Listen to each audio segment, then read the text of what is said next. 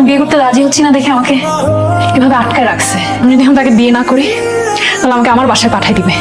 তখন আমার আব্বা আম্মা আমাকে তাদের পছন্দের একটা উজবুকের সাথে বিয়ে দিয়ে দিবে। Help me.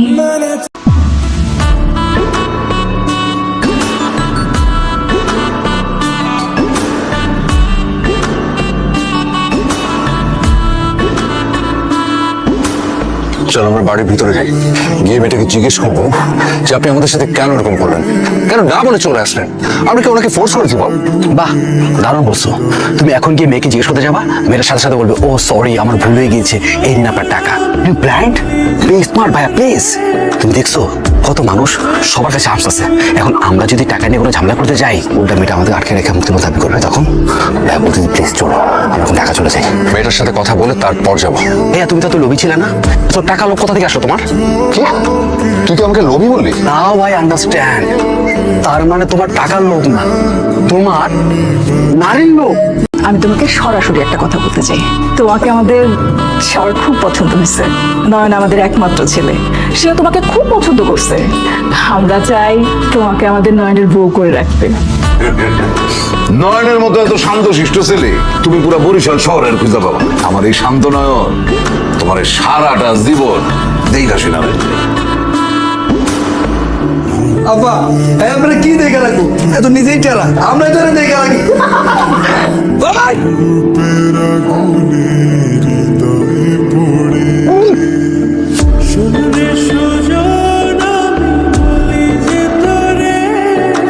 গোড়া চল, এখানে কিছু নাই।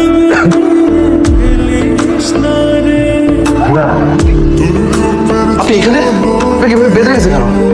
দাঁড়ান, তার আগে বলেন আপনি আমাদের সাথে চিট কেন করলেন? আপনি আমাদের না বলে কেন চলে আসছেন? আপনি জানেন আপনি কত টেনশন করেছেন। আপনি টাকা দিতে না পারলে আপনি বলে দিয়েছেন যে টাকা দিতে পারবো না। আপনি আমাদের সাথে চিট কেন করলেন? আমরা আপনার জন্য ঢাকা থেকে বরিশাল পর্যন্ত আসছি। এরপর আমাদের সাথে কি কি যে হচ্ছে আপনি সেটা জানেন? Please try to understand.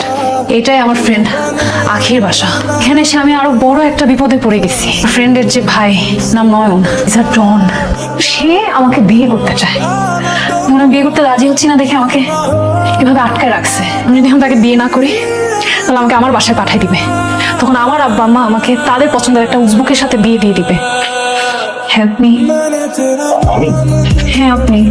তাহলে তো মানে আমার একটু বাসায় কথা বলতে হবে। ওনাদের পারমিশন ছাড়া তো বিয়ে করতে পারবো না। আরে গাধা নাকি? আপনাকে বিয়ে করতে কে বলছে? খুলে দেন, তাড়াতাড়ি খুলে দেন আমাকে। আমি বুঝলাম না ভাইয়া, তুমি বারবার কেন একটা অপরিচিত মেয়েকে বিশ্বাস করতেছো? সেইটাই গল্প করতে, সেটা তুমি বিশ্বাস করতেছো কেন? ওয়াই? ইউ রাইট, তুই আসলে ঠিক বলছিস। Thank you. ঠিক বলছিস। সময়